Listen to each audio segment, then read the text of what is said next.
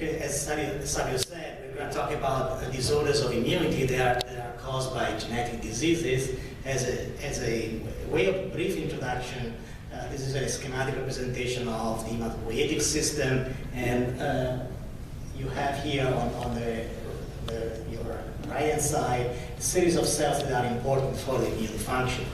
There are at least 150, and that list grows every day, 150 different genetic diseases that result in immunodeficiency because of genetic problems that affect differentiation and functions of these cells. Today we're going to talk about the form of immunodeficiencies that are caused by mutations that affect the development of T and B cells, thereby causing what are called severe combined immunodeficiencies. And you might know about this disease because of the famous story of David Vedder, a patient with severe combined immunodeficiency that was born in the early 70s, when the current forms of therapies were not, for this disease, were not well established, and he was housed for 14 years of his life in this bubble, plastic bubble environment to protect him from infections. Severe combined immunodeficiencies are a class of various disorders. David Vedder had what is called the X-linked severe combined immunodeficiency. The second most common cause of these syndromes is due to mutations in the adenosine deaminase gene, and therefore this disorder is called ADA deficiency or ADA-negative SCID. This is an autosomal recessive disease. That means that both parents need to be carrier for this disease, and the patients that are born from that union present with the disease. This is one of the most profound forms of immunodeficiency, and patients can present very early in life with a full-blown immunodeficiency that exposes them to progressive and overwhelming infection. When the mutations are consistent or with some residual protein expression and enzyme function, then the patients may have a delayed or even an adult onset combined immunodeficiency, and patients are in better conditions clinically. But this is a very difficult disease to deal with, because in addition to being an immunodeficiency, the ADA enzyme is expressed in all tissues and organs of the body, and therefore the patients have, in addition to the immune problems with their skeleton, their GI tract, their endocrine system, the lungs, the skin, and the central nervous system. So it's a multifaceted and a complex disease. But patients really die because of infections, and therefore the way to protect them is to provide a new immune system to them. And that can be done by transplanting the bone marrow from a normal donor. And there is a extensive experience of doing that procedure, and it is summarized on the left side of the slide, where you can see that when patients are transplanted from matched sibling donor, if the patients have,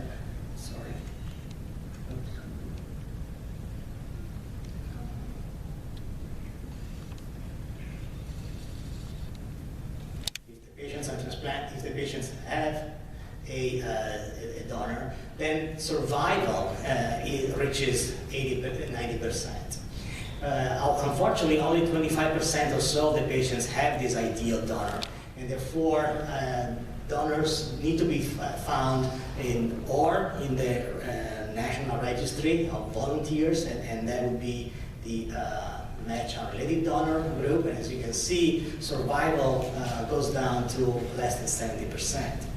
Over the years, over the past 20 years or so, several groups have, as I said, taken this disease as an ideal candidate to develop gene therapy. And although the very first trials had targeted T lymphocyte as a technically more easy target to achieve gene transfer into, in this slide I only mentioned the trials that, like the currently ongoing trial, target the hematopoietic stem cells as a potentially a definitive treatment for the disease.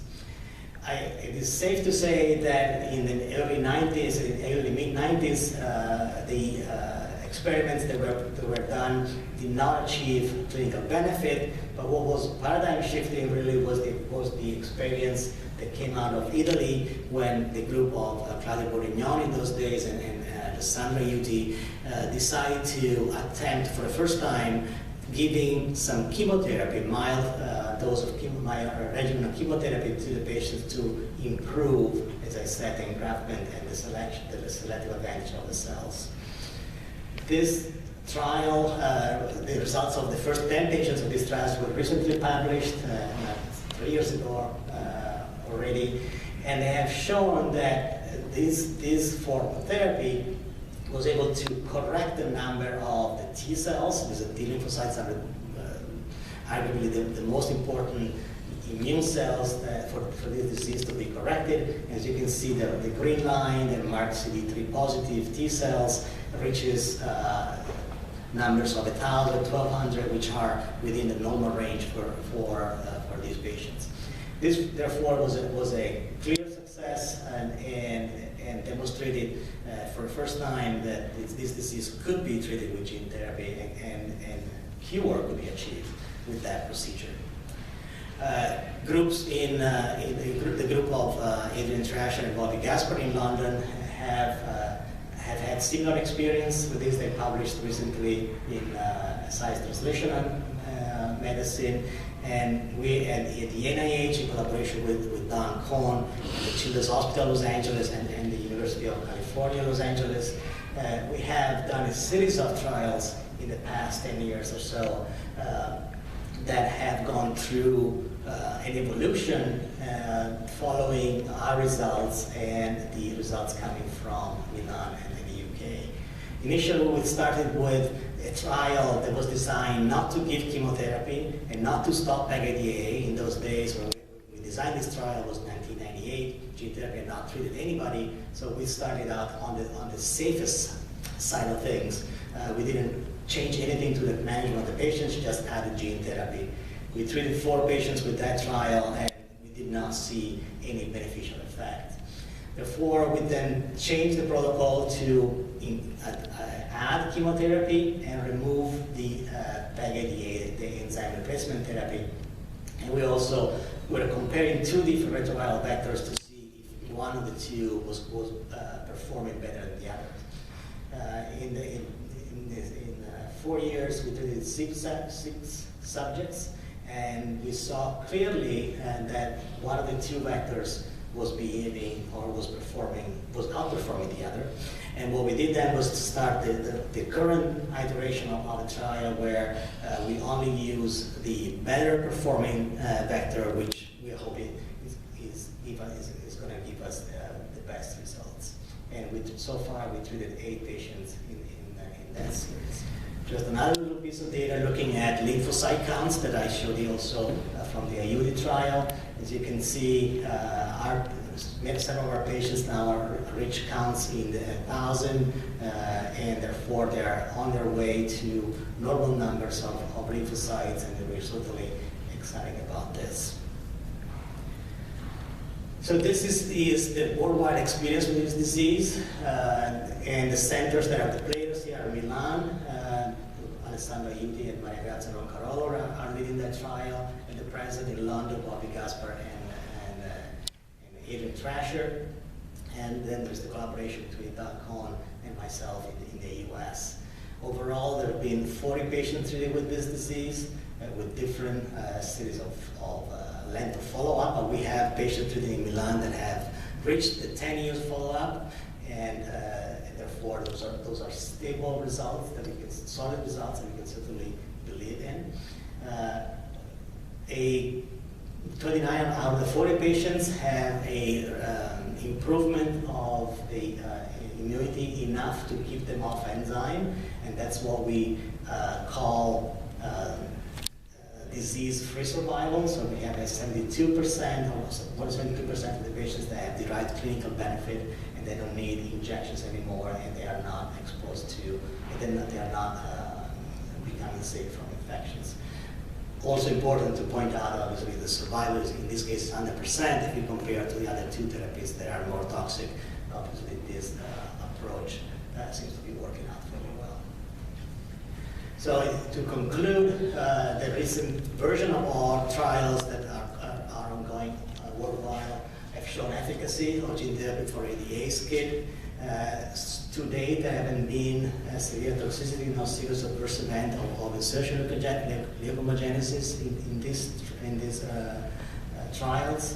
And I think it's fair to say at this point that once we see a new patient with ADA deficiency, now we need to consider gene therapy as one of the alternative options therapy options that these patients have available to them. And certainly, at least in my mind, the gene therapy should be considered for patients that lack mesh sibling donor, where mortality, as I showed you, is between 30 and 60%. And I'll stop there and take the questions. Yes? How many of the 40 children worldwide have developed leukemia? Well, I guess it'd be more than 40 since those are all survivors. And have you figured out where the integration site is that causes oncogenic activity? So for the ADA trials, none of them has developed leukemia. And in other trials for diseases, for other immunological disorders called X-linked severe combined immunodeficiency or the Whistler-Aldrich syndrome, there have been 5 cases out of 20 patients treated for the X-linked disease and 4 patients out of 9 in the Whistler-Aldrich syndrome. So those numbers are high percentages for those diseases, and honestly, we still don't know why ADA deficiency is different. We certainly know that some of the integrations that are found in the leukemias in the X-linked patients and in the Whistler-Aldrich syndrome patients are observed in the ADA patients, but they don't result in a clonal expansion, but they result in frank leukemia. We see cells that contain those integrations in the same genes, but they don't acquire selective advantage that then pushes them to become a malignancy. There are biological differences between the X-linked SCID and ADA-SCID.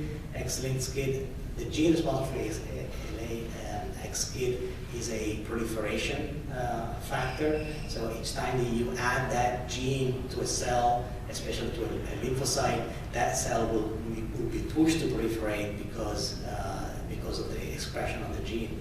ADA, on the contrary, is a survival factor. So the advantage or the push to proliferate the cells that are corrected is not that strong. Therefore, the cells may harbor the integration, but not be pushed to proliferate and acquire then the secondary mutations that are required to develop cancer.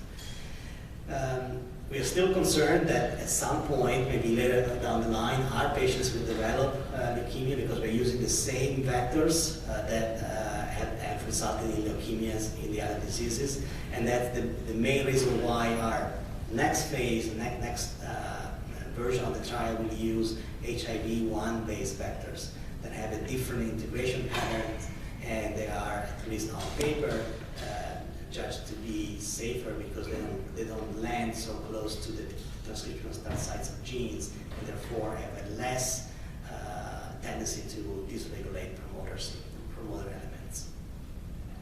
Yes? Do you see in the future that we may be able to find a safe harbor for reproductive? Yes, definitely. There was a recent article in Blood by Henry Malek's group, who is working with CGD, and he has used the AAV2 site to target there through a zinc finger nuclease mediated approach a copy of the GP91 Fox gene. In that experiment, he did experiments combining the zinc finger site-directed integration and the IPS technology, so it was able to correct IPS from a patient and make them produce granulocytes in vitro. through this safe harbor approach. So that's certainly feasible, and it's something that we are working on. On the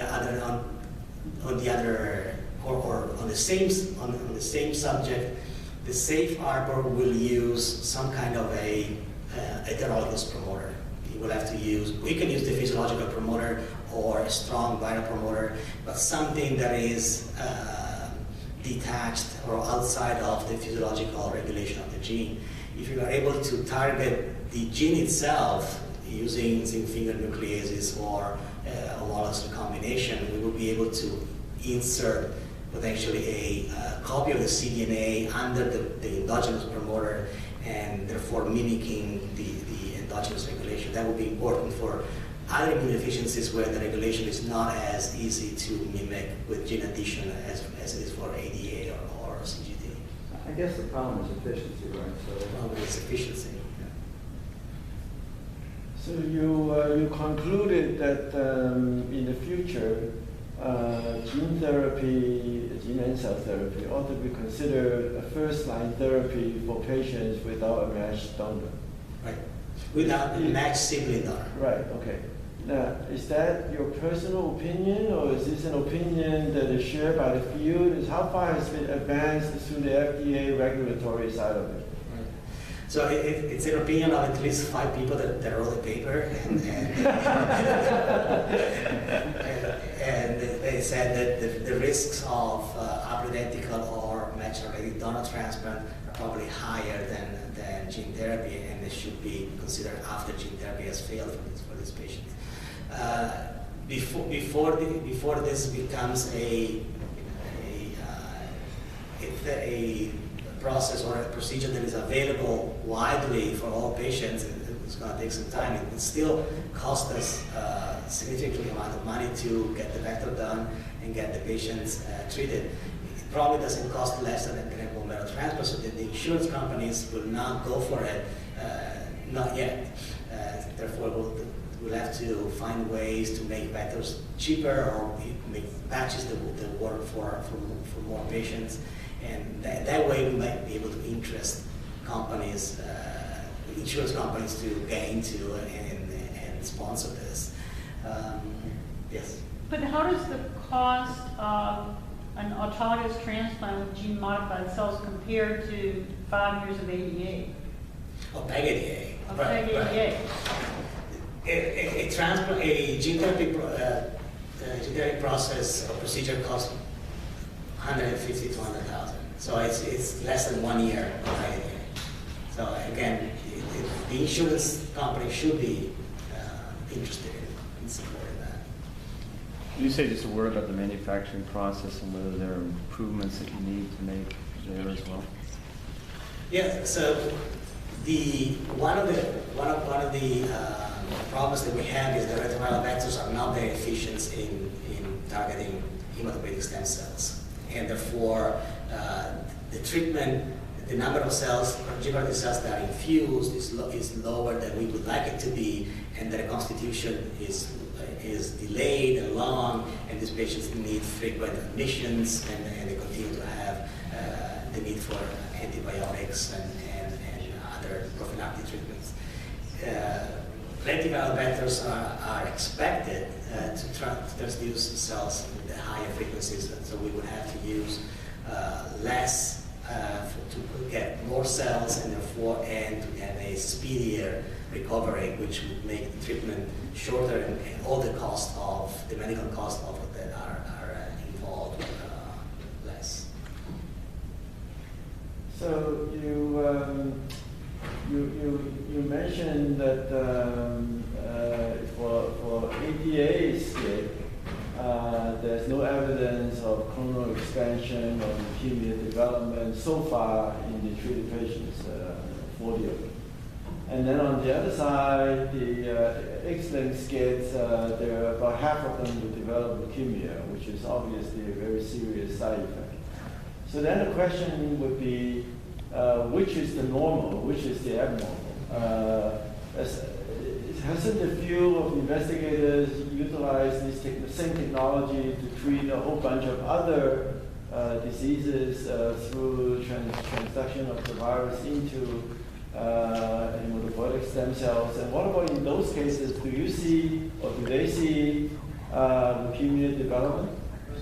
So beyond the immunodeficiencies, there hasn't been a lot of success in targeting stem cells with retroviral vectors. And therefore, the number of transduced cells that went back into the patients in marking studies or in other studies haven't been enough to get to the risk level. And therefore, we know, obviously, if there is no marking, there is no risk. And in the early gene therapy trials, even for the immunodeficiency, the marking was so low that we can only count those patients as in the denominator of patients that have been treated, but they have not developed leukemia. These 40 are the ones that have derived benefit and they have a significant level of marking. So why ADA?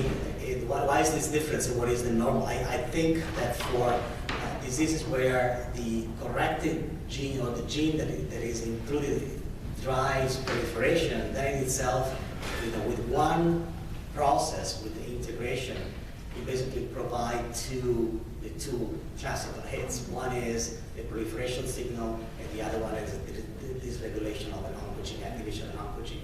That is the case for X-linked SCID. For the WISCOT, WISCOT cells do not produce IL-2 as one of the biological defects of those T cells. When you put back the WISCOT gene, now they're able to make IL-2. IL-2 is a potent proliferation signal. So that in itself, you can make the case that again, also for that disease, with one event, you have two hits. And therefore, those are potentially diseases that, for which the norm is if you use a viral vector, you have to expect that kind of an event. And as often in medicine, we learn that through the development of pseudo-adverse events, and the field has now moved beyond that, and there are now no patients with X-linked SCID or WISCOT are now currently treated with the same vectors that were used in the past.